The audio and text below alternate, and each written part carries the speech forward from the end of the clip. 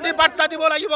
আজি শিক্ষিত এৰাবিক শিক্ষিত নিবনুৱা যুৱক বন্ধুসকলক নিযুক্তি প্ৰক্ৰিয়া আৰম্ভ কৰিব লাগিব অসম চৰকাৰৰ সাম্প্ৰদায়িক মনোভাৱ বন্ধ কৰিব লাগিব অসম চৰকাৰৰ মুখ্যমন্ত্ৰীৰ নিৰ্দেশনাত আজি অসমৰ পৰা বিভিন্ন প্ৰান্তৰ পৰা জিলাৰ পৰা আমাৰ কেডাৰসকল আহি আছিল আজি পুলিচে বিভিন্ন থানাত গ্ৰেপ্তাৰ কৰি ৰাখিছে আজি আমাক আন্দোলন কৰিব দিয়া নাই আটক কৰি ৰাখিছে আমাৰ আন্দোলনক অসমৰ মুখ্যমন্ত্ৰী ডাঙৰীয়াই ভয় কৰিছে